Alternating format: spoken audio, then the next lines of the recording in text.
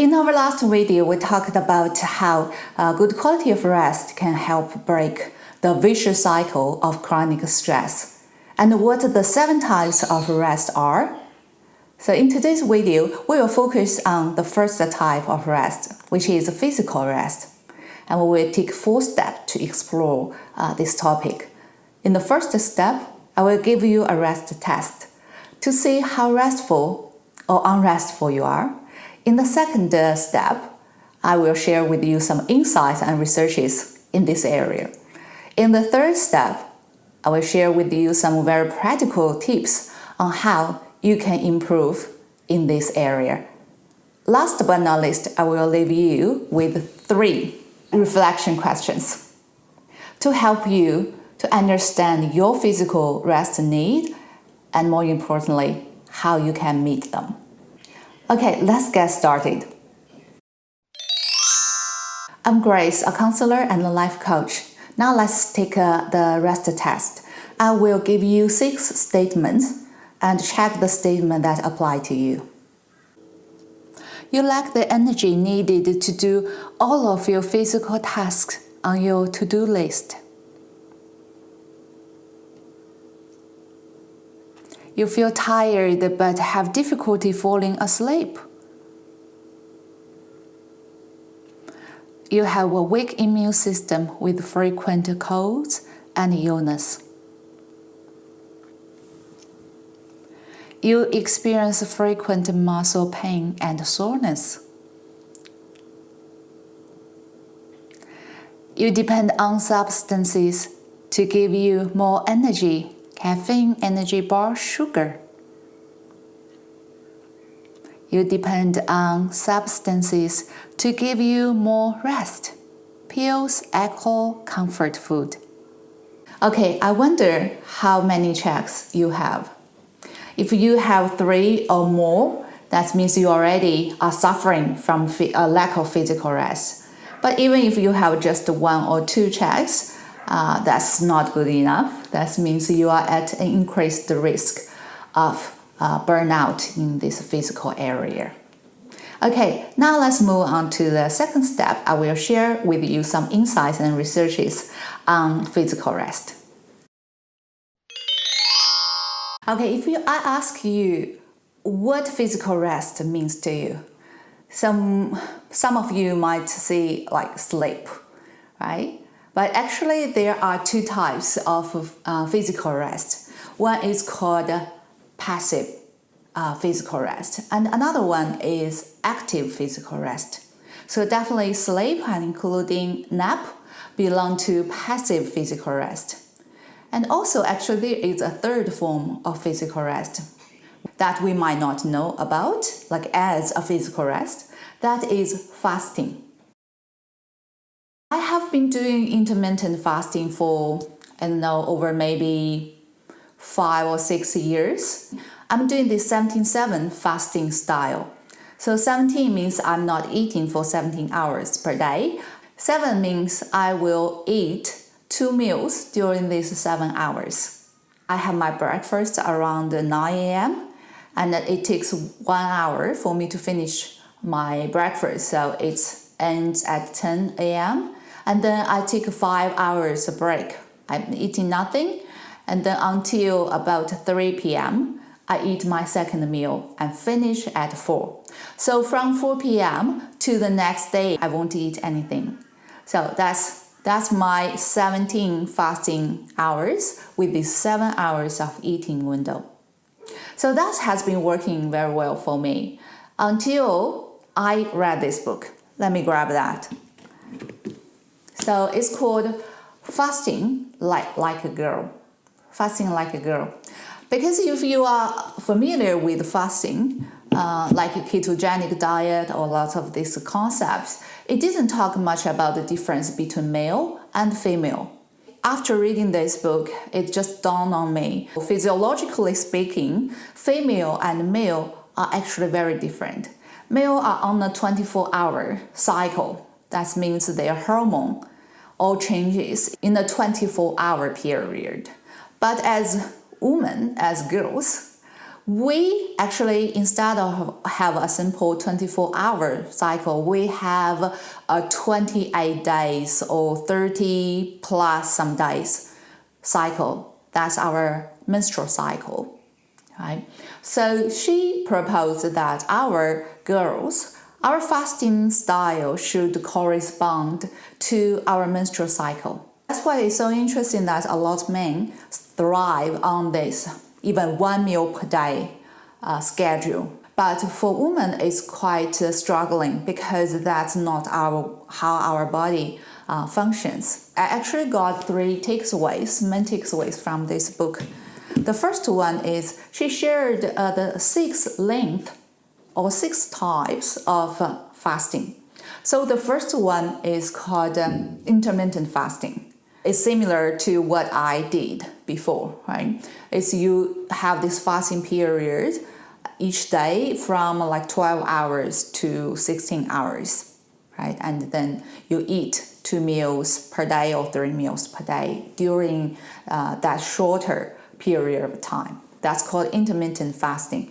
So normally we all naturally do some intermittent fasting because while we were sleeping, we are not eating. That's already fasting. Yeah. It's just if we can extend the fasting period longer, that would be quite beneficial to us. And that leads to the second length of fast. That's called autophagy fasting. If our fasting hours extend from 17 hours plus, less than 24 hours, that's the one. The third length of fasting is called gut reset fasting. If we can fasting for 24 hours. And so the fourth length is called fat burner fasting. If we can fast for 36 hours. According to this name, we know that if you want to aim at a weight loss, and the 36 hours fasting is quite effective. The fifth length of fasting is called dopamine reset fasting. So it resets our dopamine system and help us to be able to appreciate food more readily, especially people have not very healthy relationship with the food. The last length of fasting is immune reset fasting. So that goes beyond 72 hours of fasting, and that's kind of reset our immune system. The second takeaway I got from this book, like I mentioned earlier, that our girls should fast in a different way than the boys because our girls have a menstrual cycle. She breaks down our menstrual cycle into 4 phases. So just a side note, if you already passed the menopause period, it's this method, according to the author, still applies to you. You can decide the starting day of your menstrual cycle according to the moon. The first day of the new moon, so probably that's your first day of menstrual cycle, your day 1, if you no longer have period.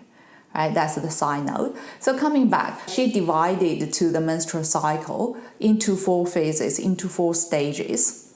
So the first one is from day 1 to day 10. You probably already know day 1 means the day we begin to bleed. Right? So from day 1 to day 10, it's our power phase. And that means our hormones are really working so well together and we feel energized.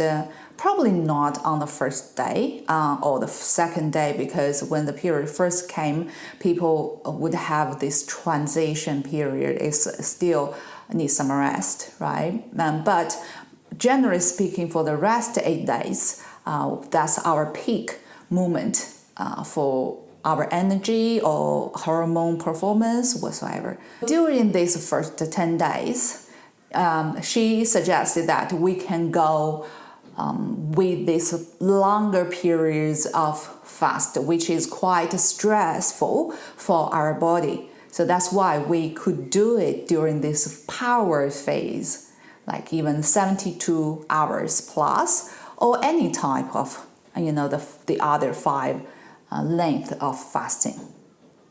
Okay, the second phase of our menstrual cycle is from day 11 to day 15. That's called the manifestation phase. In this period of time, our hormone has shifted and prepared for ovulation and prepare for the next stage. So in this stage, we'd better not fast, like longer hours. It's safe to just stay with the first length of fasting, that is intermittent fasting. Okay, so after this, we went into the third phase of menstrual cycle from day 16 to day 19. Good news, this is another power phase, just as the first phase of our menstrual cycle. So it's a relatively shorter one, but still you can take the opportunity to really power through this phase and to take a longer fasting. Lastly, we go to the fourth phase of this menstrual cycle, that is nurturing phase. So that's from day 20 to the day you bleed, approximately 10 days, this period. So in these days, and our hormone came into a quite dramatic change and preparing for everything to shed and to come into that final stage of bleeding. Not only just biologically speaking, from a hormones perspective, but we know that maybe a week before our period, 1 week before our period, we all more or less experience that mood swing, right? Mood swing. It's all over the place and we feel so tired and one moment it's just we want to withdraw from society, from people, and can easily get irritated and lack of energy, lack of motivation, and some people might experience PMS symptoms in this period of time. Right? So that's why the author suggested that this is called nurturing phase. So in this phase, we should conscientiously or consciously just reduce our stress level, declutter our schedule, really manage it more wisely to give us the time to rest and to catch up with our menstrual cycle, to prepare for the final moment of bleeding come. So in this nurturing phase, it's actually better to not fast. Like we mentioned, it's by itself already stressful and chaotic enough in this period. So the last thing our body needs is extra stress by fasting. The third takeaway I got from this book is that there are two sides of the same coin. One side is fasting, but fasting is not the purpose. The other side is actually eating. Because the purpose is that we want to nourish our body, we want our body to be more healthy, and we have more energy. We can live a more abundant and vibrant life. So fasting is just to give our body a rest. Right? We are talking about physical rest. Our body can even go deeper to the cleansing process. And now, after fasting, it's important for us to replenish our body with good food and nourishing food. She also talks about what kind of food we should eat after fasting. I highly recommend this book. I know this doctor, what's her name? Dr. Mindy Peld. Hopefully I pronounce it right. I know she has her own YouTube channel, which is very successful. Actually, this book was based on her experience in working with a lot of women on her YouTube channel, in her community, and to get this result. But I didn't check her YouTube channel. It's because I think she already put all the essence and the meat of her research into this book. So I just read the book. But if you want to learn more about her or her style, just Google search her YouTube channel. I think it's maybe called Resetter or Reset, but I'm sure you can find her just by Googling her name or just Googling the name of the book. We just covered the 3 types of physical rest under the branch of passive physical rest. Now let's dive into the other branch of the rest is called active rest. The first activity we can do is stretching. Because of years of office work, I had lower back pain and a frozen shoulder. It's quite painful for me, and I couldn't sit for a long while. Over the years, the frozen shoulder basically have gone because I changed my lifestyle, changed my diet and doing exercise per se, but my lower back pain is still quite persistent. And it's also because I had a car accident when I was quite young, maybe 4 or 5 years old. Yeah, it's part of the heritage. From that car accident, the right side of my body always suffered this lower back pain. And I didn't, for about like 2 or 3 years ago, it's quite painful, and I didn't know what to do except to go to the massage therapist quite often and regularly. And then finally, it's just not getting well. It's continued to get worse. So finally, I find a very good chiropractor. And actually, he told me, you know what? If you can find some exercise to do to strengthen your pelvic area and doing some stretching, so you probably don't need to come to see me, every week. So I just, oh really? That's good news. I just went back and jumped onto YouTube and searched about some stretching for lower back pain, and then I began to apply them into my life, especially before going to bed, because I have used my body whole day, and it's a part of my bedtime routine. It's already 2 or 3 years since then. I didn't even need to visit any massage therapist or chiropractor at all.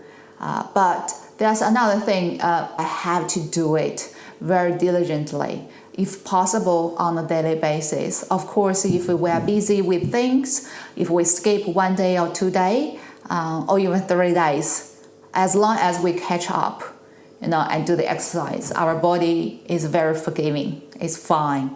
But if I just drop it totally, I really suffer from it. I can see the lower back pain came back.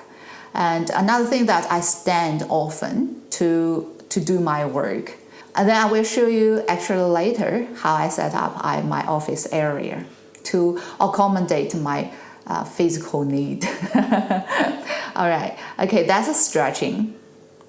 Another activity under the branch of active physical rest is breathing. Yeah, it's breathing. So you probably know that our autonomic nervous system have 2 parts. One is called parasympathetic nervous system. The other side is called sympathetic nervous system.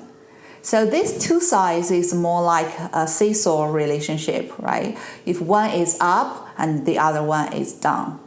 So parasympathetic mode is when we can feel relaxed. Our body can heal.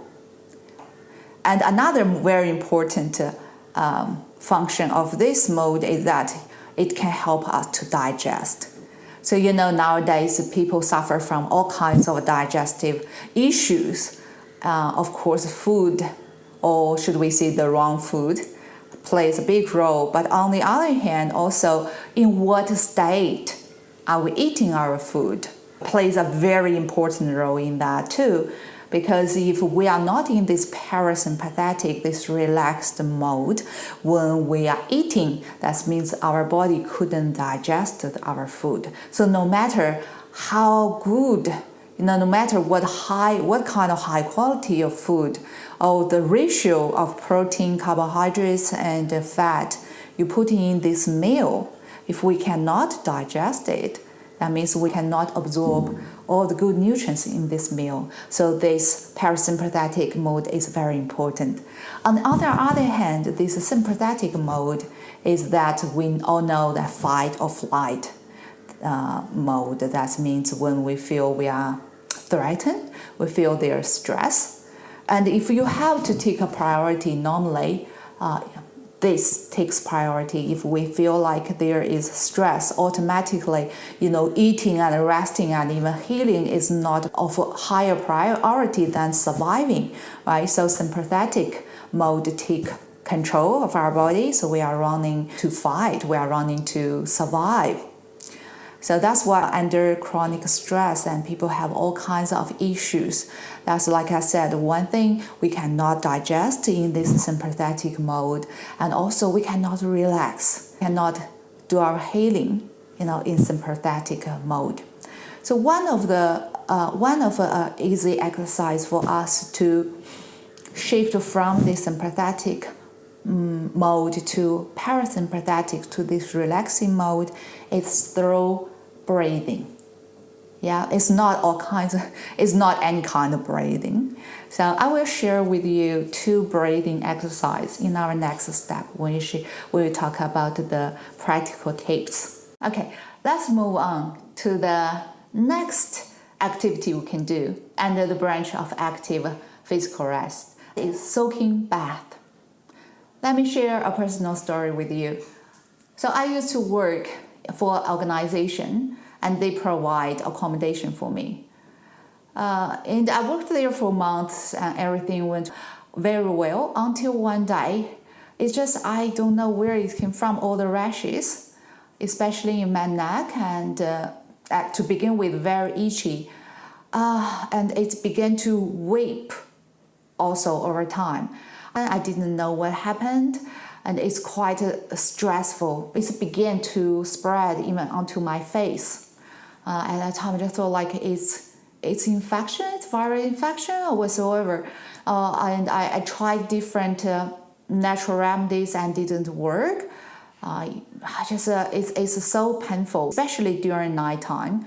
I fall asleep and woke up and it's just so itchy. One day in the morning, I cried to the Lord, I cried to God in my prayer time. I said, Lord, what happened? Please help me to find out the reason, because if we could find out the root cause of the thing, I couldn't find the effective way to deal with it. And I heard from the Lord that He asked me to check my ceiling. I just said, all right. Because the house was quite old, this is the wall and that's the ceiling. And the wall, let me see it this way. The wall are quite thick. It's like this. It's brick wall. And the ceiling kind of like this way. It sits in the middle. So you can see where they meet together, has been blocked by the thickness of this wall. So I was sleeping under here, right? That's my bed. So I couldn't see what's happening in this corner up there. But I was impressed in my prayer time to check that. And it's very high ceiling, old type house. So very high ceiling. I have to move a chair to step on the chair to get to the height. And sure enough, when I saw that, it's all black mold. So there was leakage over there. And so over time, it's got moldy. So now I know what I was dealing with. Thank you, Lord, for showing me that. So it's mold toxicity. And no wonder it came out from my neck and my face more, because like I said, my bed was just directly under that molding area. So so this area got the direct exposure to the mold. At that time, I know that I need to go through the detox process.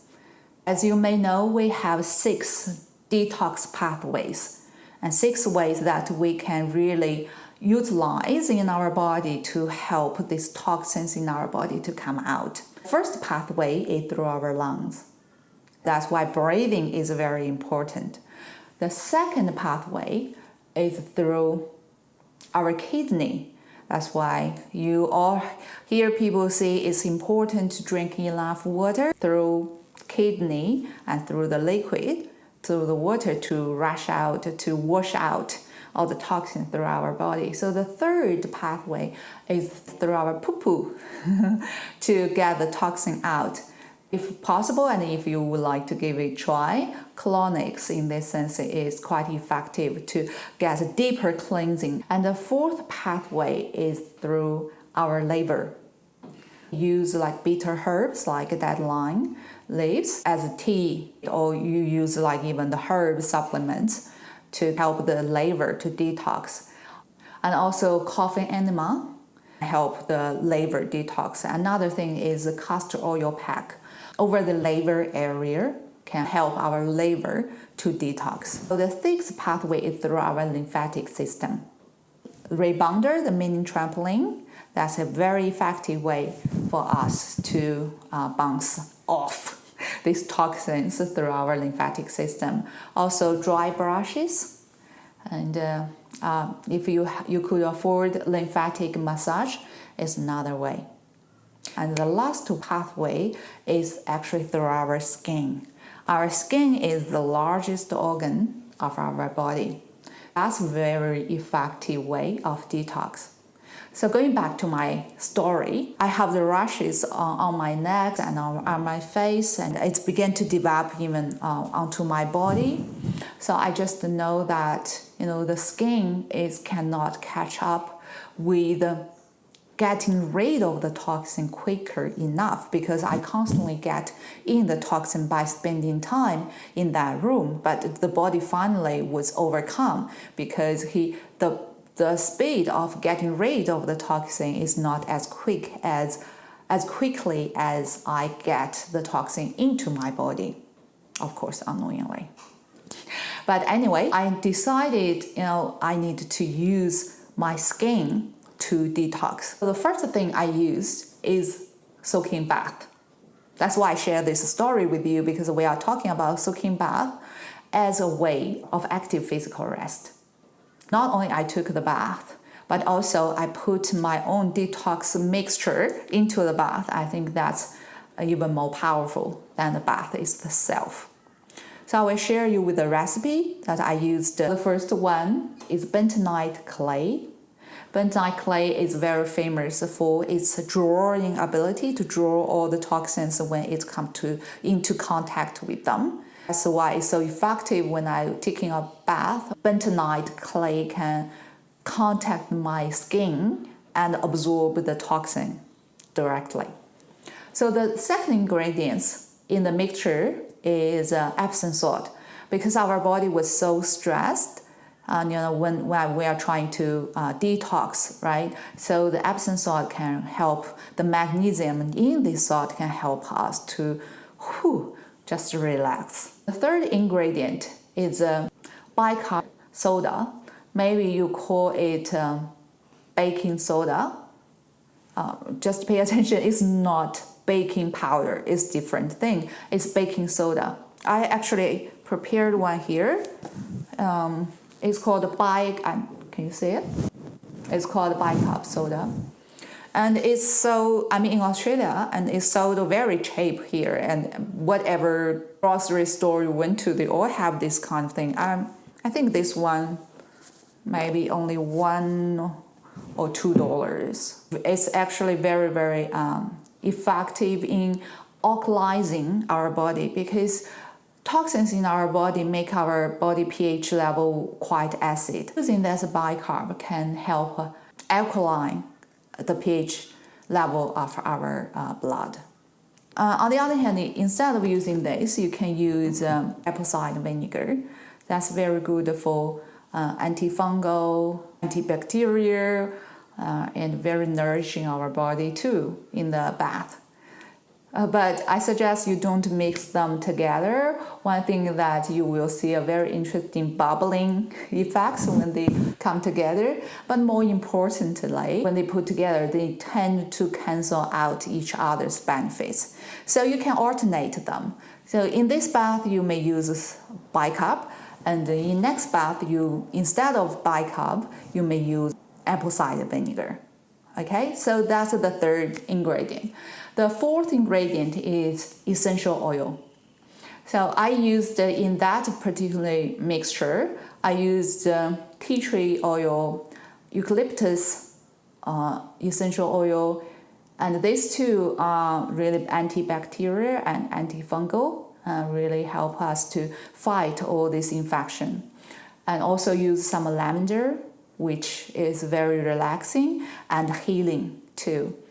Third group of essential oil I use is citrus, like a wild orange, tangerine, lemon. It's a really uplifting, especially if you put in a bath. The water is hot enough, not burning. Don't burn yourself. It's hot enough. It kind of give you that diffuser of essential oil effects. So when you soak in this bath, you also breathe in all these essential oils into your body through your nostril. And that's have nerves connected directly to our brain to relax our nervous system.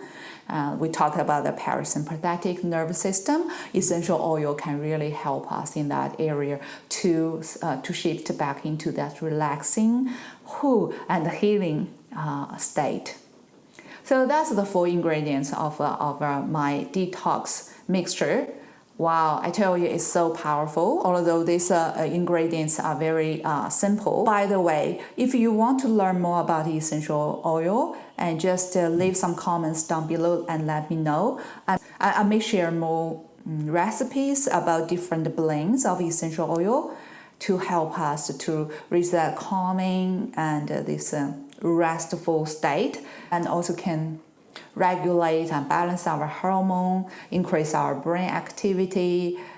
I put the essential oil on my face too. Essential oil are very versatile. They have a lot of benefits and quite easy to use actually. So if you're interested in that, let me know, and I will probably share more on sensory rest about essential oil. Yeah, back to this mixture, I just like, wow, that's so powerful. Because whenever I came out of the bath, I can see all this recipe began to go down. Of course, I forgot to mention the first thing when I found out the mold, in no time, I moved out of their room. Like I mentioned before, root cause is so important. Not only that, we need to find out and ascertain what the root cause is. It's more important than ascertaining it. It's like to remove it. So by removing it is that I move out of that room right away. So then I went into this detox process. One of the things I did, like I told you, is that soaking bath with my detox mixture is so powerful and very effective. And another thing that I did, and also fall under this branch of active physical rest, is steam bath. Okay, steam bath. Maybe some of you are familiar with this. A steam bath is that using the steam coming out of a pot, something, or some kind of things that will help your body to get really hot, to sweat. So like I mentioned, the skin as the last pathway to detox, or the largest pathway to detox, is through actually our sweating. So steam bath is using this way to help us to sweat and get the toxin out. When I left the organization, and I bought myself a portable steam bath. I did it on a daily basis when I first started, but I really want to get the toxins out of my body as soon as possible. But later, I reduced the frequency now to only once a week. One is that it's quite time consuming and labor consuming. Also, I have quite long hair. I don't want to wash my hair every day if I don't have to, right? And also, if I wash my hair so frequently, it's not good for my hair neither. So now I just put myself in this maintenance mode.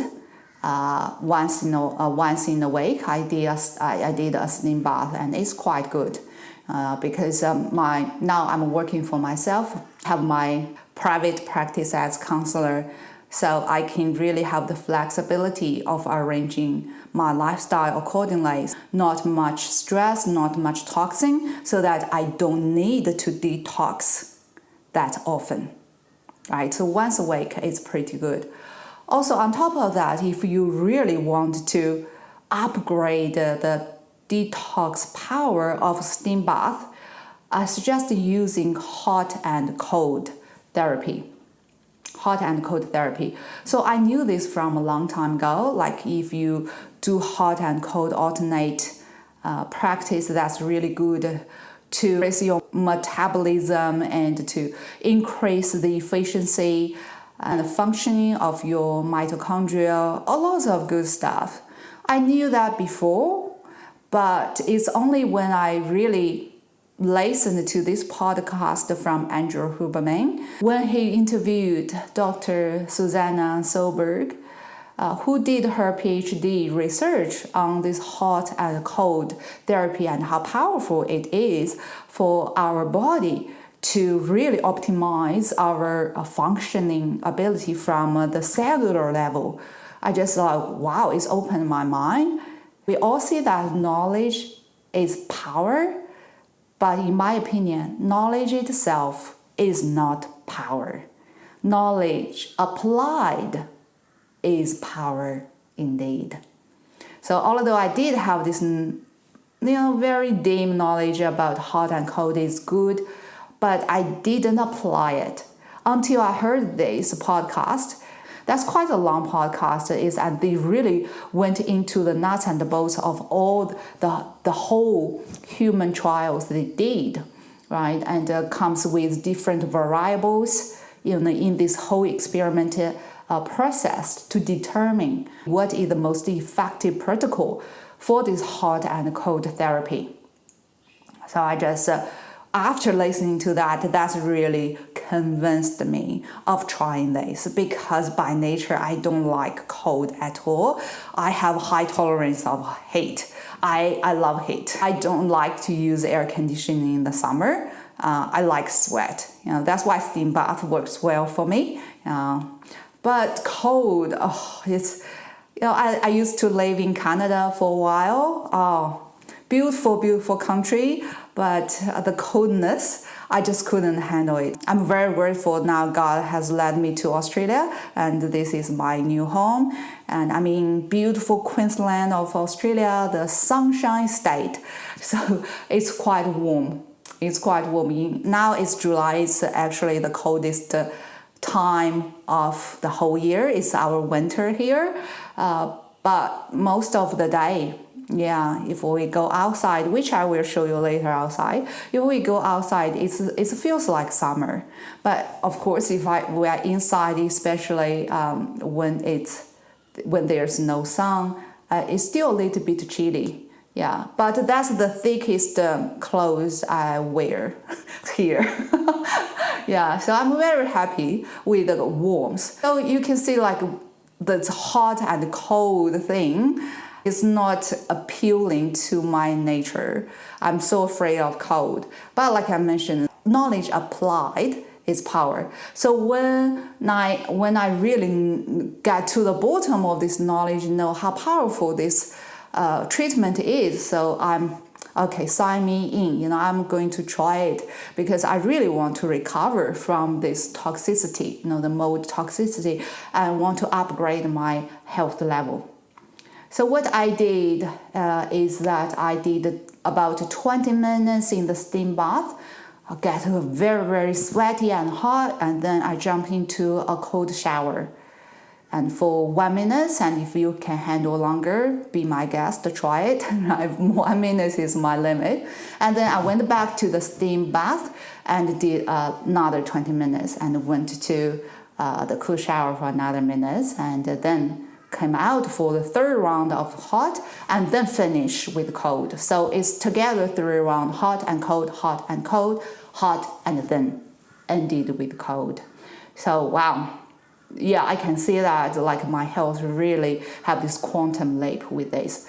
So if you are more interested into this scientific research about why this hot and cold treatment is so effective, I will put the link of this podcast Andrew Huberman did with Dr. Susanna in my description box, so you can go and check yourself to decide if that's something that you want to try.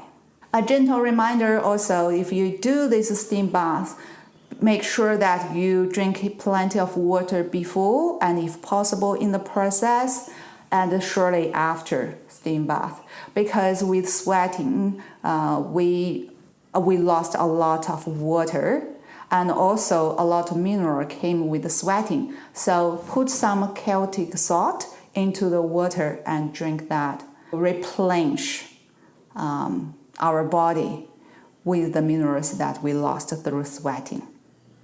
Some of you might ask, so what about infrared sauna? Yeah, I know a lot of professionals, a lot of experts recommend that infrared sauna and they themselves use it. I didn't use it for several reasons. First of all, it's quite expensive. Not everyone could afford that, especially good ones, compared to the steam bath. The steam bath I bought, the portable one, I ordered online in Australia, so it's maybe 100 something Australian dollars.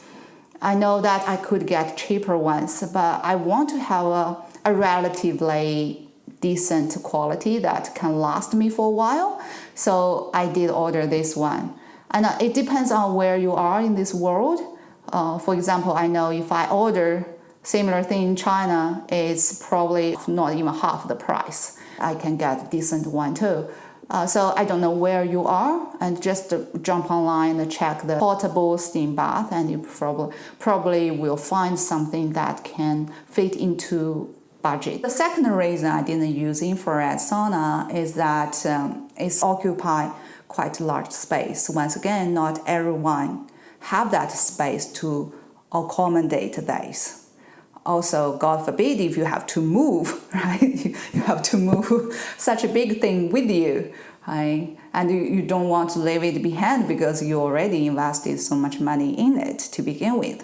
Right? So that's the second reason. The third reason, I also was worried about the EMF, the radiation, coming from this infrared sauna. So that's why it's important to do your research and don't just go to that cheapest infrared sauna choice, because there is definitely a difference between different products. So do your own diligent research before you decide to do that. So the fourth reason that I didn't use infrared sauna is that I'm in Australia. I'm in Queensland, Australia. Like I said, it's sunshine state. Right? I have plenty of sunshine all year round outside. What I need to do is just to step outside, and I have not only infrared light, I have all kinds of very holistic and natural light that can really nourish my body. And like I promised to show how I set up my outdoor area to enjoy the benefit of this natural sunlight. Let's go and have a look. Okay, now we come out to my veranda or balcony. So this is my harp practicing area. And if we continue to go here, that's my office working area with my computer waiting for me. And this is my resting area. That's our rain tank. And I'm living in the countryside. That's my source of water. You can hear the birds, and that's the view in front yard. How that's Achi. Yeah, today is a bit cloudy. This is my office area. As I mentioned, because of my lower back pain, I choose to stand up as much as possible. So I set up my office area in a way that I can stand instead of sitting. And also, generally speaking, standing is much healthier than sitting. But from time to time, we had to sit down like this. I sit down to have a rest, I sit down to read, and sometimes even take a nap. Also, I sit down to play harp. And that's why stretching at the end of the day is very important, because even though I love standing, there are occasions that I have to sit down. So the lower back pain might be accumulated because of sitting. So at the end of the day, the stretching is really helpful for me to release all the tension in my lower back.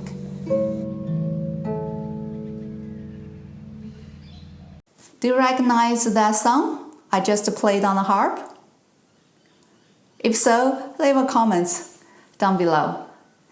Alright, so now we moved from the outside back to the inside, and I have to change some light clothes because it's getting hot. I understand you might see that where you live just doesn't have that plenty of sunshine all year round. For example, like I mentioned, when I lived in Canada, I lived in Kelowna in British Columbia. It's like a valley. So from temperature per se, it's not that cold because we have very thick cloud to cover the valley. But on the other hand, because of the cloud, we didn't have much sunshine in the winter. I suffered quite a lot depression symptoms at that time. It's also called sad disease. It's seasonal affective disorder. If you live in somewhere like this that you couldn't have much sunshine, natural sunshine, and I totally understand. My heart reached out to you. I was in that situation too, right? I know that's how depressing that could be. So in that case, you might want to have some infrared light therapy devices. Actually, I had one here. It's something like this.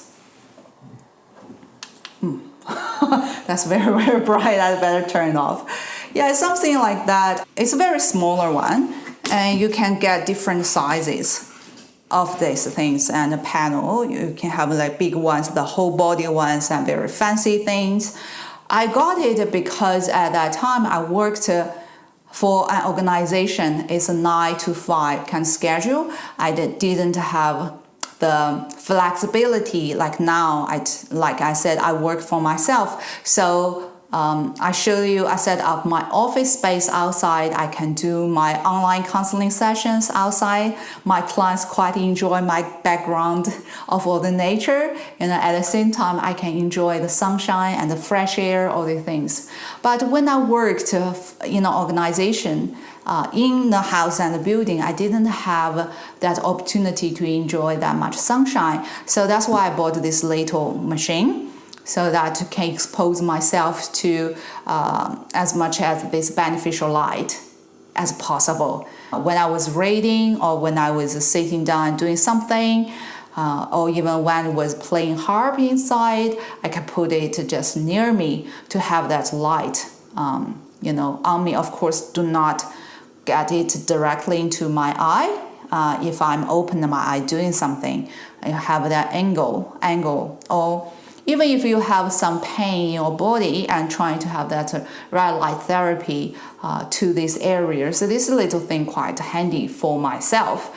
But nowadays I no longer need this. I just take it out to show you actually there is an alternative if you do not have the opportunity to enjoy the natural sunlight.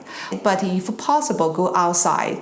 You don't have to expose yourself and directly under the sun. For example, the veranda that I am at, there's shade, right? And if you work in the office and find some time to go outside, for example, to have your picnic lunch at the park, to sit on the grass, which I will mention more in our next activity.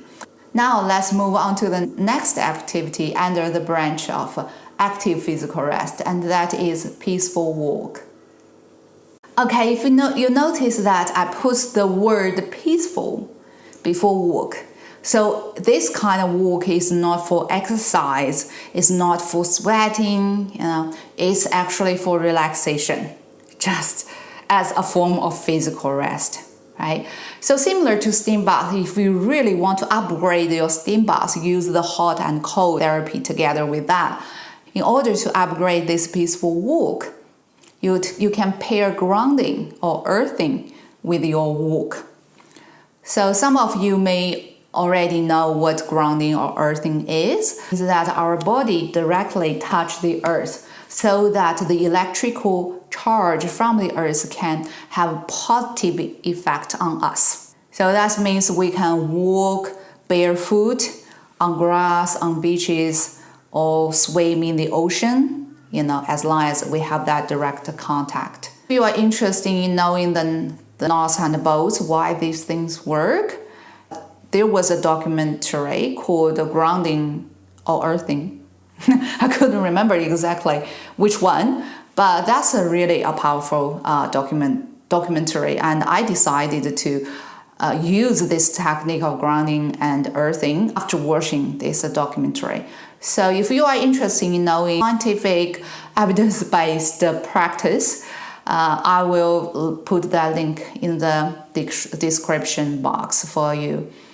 And the thing is very easy and powerful, effective, but most important thing is it's for free. Right? So you just need to go outside and barefoot and that's it, right? But I know on the other hand, a lot of us didn't have that time and opportunity to go outside on a daily basis. That's why I bought this earthing, can you see it? This earthing mat too. And so it's connected to a charge. So if I put this in the power, and you can see there are two plastic ones. So that means that the electricity cannot be conducted into the mat. And this one is connected to the earthing part. So the mat can become a piece of real grass to me.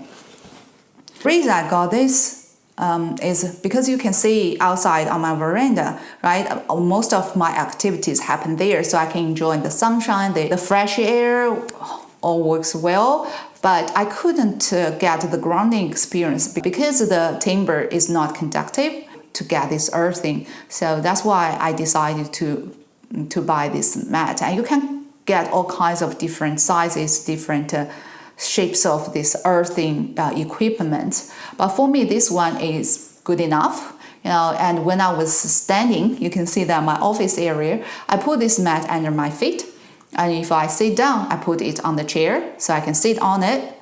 And even when I go to sleep, I put under my sheet. So the whole night, I still kind of enjoy this grounding experience. So if you are interested in knowing more about this, and leave a comment down below, so I might consider doing a separate video on this kind of grounding mat, my review on this, how I pick up this one, and what kind of material you are looking for, and my personal experience of using it for a while. We already covered the two forms of physical rest: passive physical rest and active physical rest. So you all know under the passive physical rest we talked about sleep, nap, and fasting. Right? Under the active physical rest we talked about stretching, breathing, soaking bath, steam bath, and also peaceful walk. Now it's time for us to move on to the next step, where I'm going to share more practical tips on how you can improve your physical rest. Tip number 1, avoid the same position for more than 1 hour. Keep our body in this gentle and flexible mode, our head, our neck, our hands, our toes, and our feet to periodically move them. Do not stay in one position for too long a period. I remember one of my clients told me that he once drive to a place for more than 8 hours or 9 hours in a row. He didn't stop. He's quite elder gentleman, maybe in his 60s or 70s, right? So one time he drive that, and when he finally arrived at that destination, he couldn't move for almost 2 weeks, have to lie down in bed. It's kind of extreme when you think about this case, but like I said, it's accumulative effects. When you were young, you probably could get by doing things not quietly in the right way. But as we age, all these accumulative effects will catch up one day. So it's better to keep our body machine, going smoothly. We can prevent it from being broken down. So tip number 2 is increase our body awareness. So be still on purpose for 5 minutes once in a while. In these 5 minutes, you can begin to focus on your body's feelings, sensations, and ask yourself, is there any hurt? Is there any tension? Is there any stiffness? I know from long-term office work, we can accumulate a lot of pain and stress and pressure around our shoulder and neck. And when I visited a massage therapist, not only for my lower back pain, but always I want them to work more on my shoulder and on my neck. But nowadays, like I mentioned, I no longer need to visit them. Not only my lower back pain has been much better by stretching, regularly, but also I pay attention to my body, regularly throughout the day. So, if there's stiffness and if there's tension, I release them. And also I have some self-massaging too. If you are interested, let me know in the comment. I may introduce them in the future too. So that's kind of keep my body soft, gentle, and in good working order. Not only that, it's important we should keep our body in this gentle motion for its own benefit, but also our body is trying to communicate with us, letting us know what kind of emotional state we are in or what kind of thoughts we are thinking about. Our body kind of manifested our thoughts and our emotions for us to catch ourselves. Right, at the moment, what we are thinking, what we are feeling.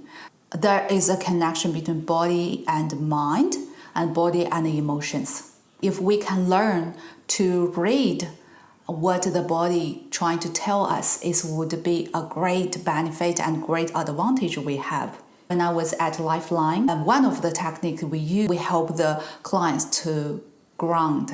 It's different from the grounding or earthing we mentioned.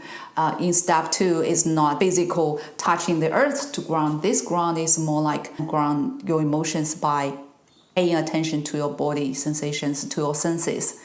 So if we got a call from a client, for example, he's very anxious and he wants to kill himself, he's really agitated at that time, we might ask him to focus on what you can see at this moment, what you can smell, what you can hear. So that's the grounding I'm talking about. Go back to what our body is feeling that can really help us to get back to reality instead of staying in our mind. So trying to use this tip from time to time, just slow down and be quiet on purpose to communicate with your body and listen to it, because our body is not our enemy.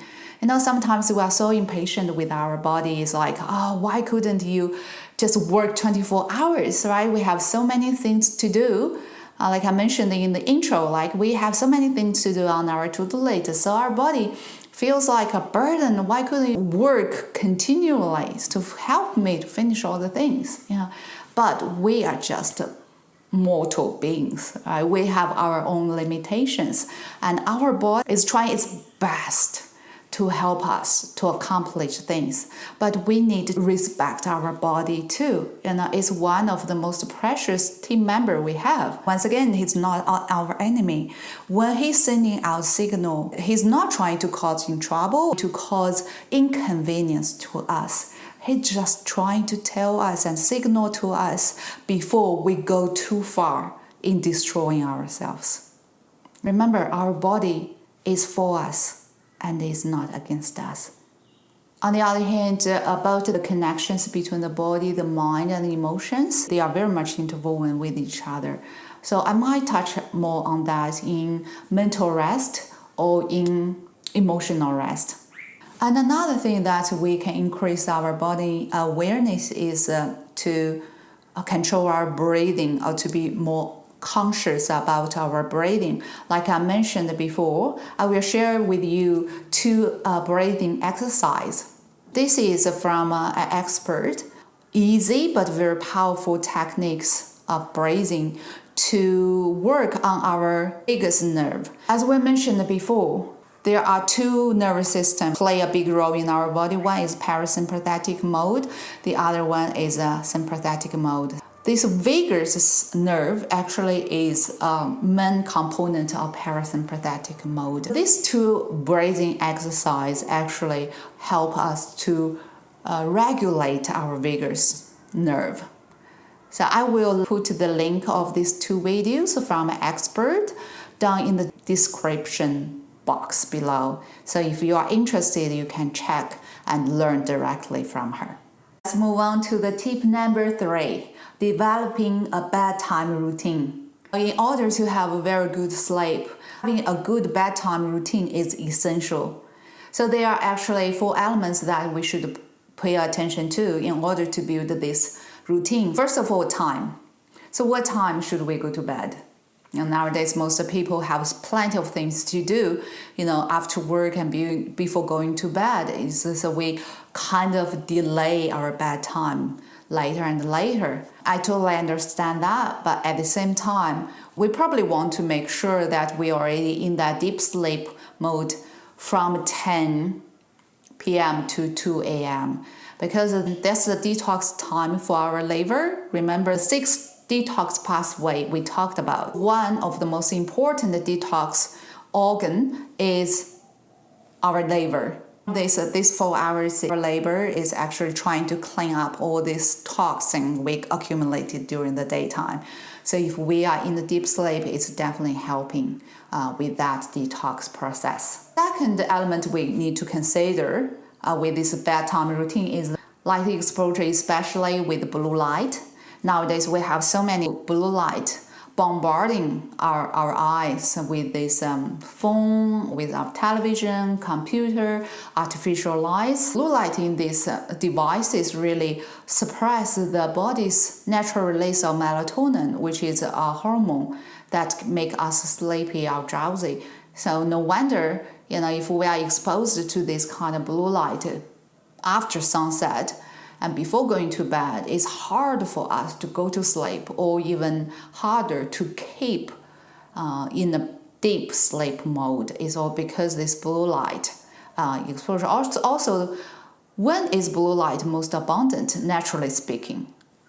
So it's in noontime, right? Look at the beautiful blue sky. In noontime, it's so blue. It's because the blue light was so abundant there. So our brain was tricked into thinking it's still noontime when our eyes was exposed to this blue light after sunset, right? So our brain thinks, it's still noontime. So the last thing your brain wants you to do is to go to sleep. It's another reason that's why we feel it's hard to fall asleep, because it's disrupting our circadian rhythm. In order to solve this problem, we can do 2 things. One is that a blue light blocking glass, like this one. I have this for about 5 years, probably 4 or 5 years. This is one of my best friends. When sun goes down, I put it on to effectively block all the blue lights. The second thing we can do about this circadian rhythm is to reset our circadian rhythm. So you probably already know circadian rhythm is that fine-tuned 24-hour cycle that signals our body to do a lot of essential functions. So when our circadian rhythm was out of order, that's when a lot of metabolic disease can happen and a lot of mental health issues can happen, such as depression. Circadian rhythm is actually very important. So I share with you one easy trick to reset our circadian rhythm is that expose our eyes to sunrise and sunset light.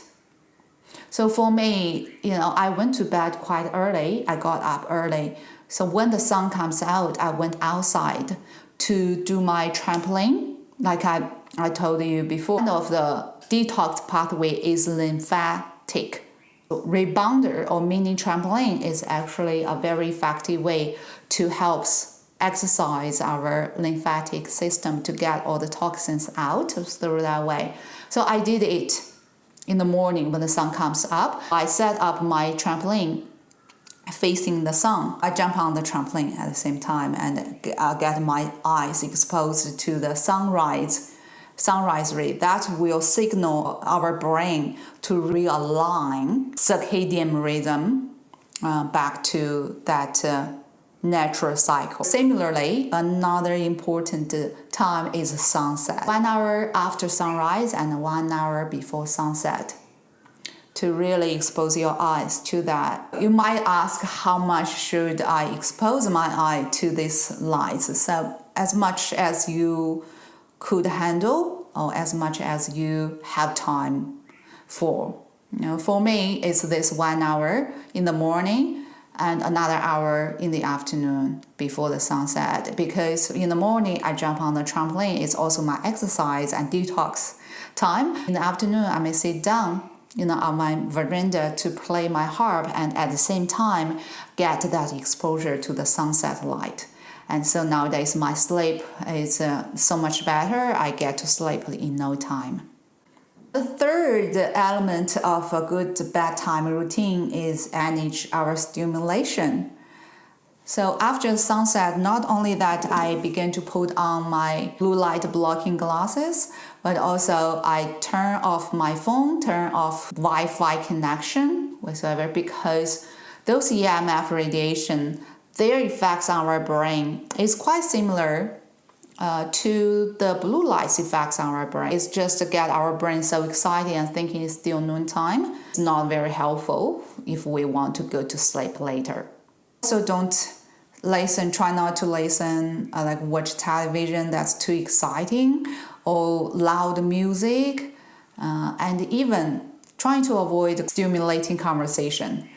I remember one of my friends, she's like me, very introvert, and it takes a lot of time for us to come down from social interaction. Her husband is totally different, very extrovert, and he likes to talk. And he find out the best time to talk is before going to bed. So it's understandable because they all work full time and do their own things during the day. So finally, before going to bed, they have that time, so-called quality time, one time. So he wanted to talk. But for her, after talking with him, she got so excited, all the things, ideas for introvert. It's a social exchange is really kind of stimulating. And after talk, he just turned over and fall to sleep in no time. But she just couldn't calm down for quite a while. Finally, she decided to have a conversation with her husband about their different needs before going to bed. So they have to set aside another time to connect, to talk, instead of right before going to bed. It's the same principle that we are trying to apply here, is that to reduce all the stimulation before going to bed, so that we can already go into that peaceful mode and quiet mode when we are ready to go to bed. The next element of this bedtime routine is comfortable bedding and clothes. As we mentioned before, our skin is the largest organ of our body. Our skin receives these signals through touch. When we go to bed, it's important to have comfortable clothing and beddings that touch our skin, so that can make our skin feel relaxed. Right? It's not feeling irritated or just feel unsafe or not very comfortable. We will talk more about this sensation in our sensory rest video. All right, now we share 3 tips on how can get better physical rest, not staying in the same position for more than 1 hour by increasing our body awareness, and develop a good bedtime routine. Now let's move on to the next step, where I'm going to ask you 3 reflection questions for you to go even deeper in understanding your own physical rest need and how you can meet it. So the first reflection is that it was said In the stillness, we fear what we might find out, so we keep moving. Do you agree or disagree with this? Now, nowadays, instead of being called human being, I think sometimes we could be called human doing. Right? We just keep doing and doing things. Sometimes instead of moving towards something, it's more like that we're trying to escape from something. So what are we trying to avoid? What are we trying to escape from by being so busy? So that's the first reflection question. The second reflection question is this. We learned about there are two types of physical rest. It's a passive and active. We probably can measure both to some extent. So for the passive ones, you can have the sleep tracker, on your smartwatch or whatsoever that can track the quality of your sleep. And for the active physical rest, you can have another tracking app to calculate how many steps you took, all these things. If I look at your measurement, both measurement today, what would I see? So actually this question really helps you to evaluate where you are at in regards to your physical rest. The third question is like this.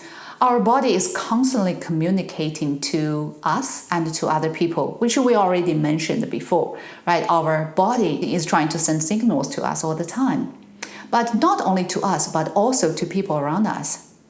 So my question here is that what is your body communicating to other people around you? And what is your body trying to communicate to yourself in your private time? And are these two types of communication in harmony with each other or not? As you can see, these three reflection questions can help you to go even further in exploring yourself and in understanding yourself. If you like, feel free to leave your reflections down in the comments below so that we can learn from each other. Today we have covered quite some ground in learning about physical rest. Like I said, knowledge itself is not power. Knowledge applied is power. So hopefully this knowledge can motivate you to apply some of the principles and the techniques and tips that we learned here and help you to get more physical rest. So in our next video, we will focus on the second type of rest, which is mental rest. So I will see you there.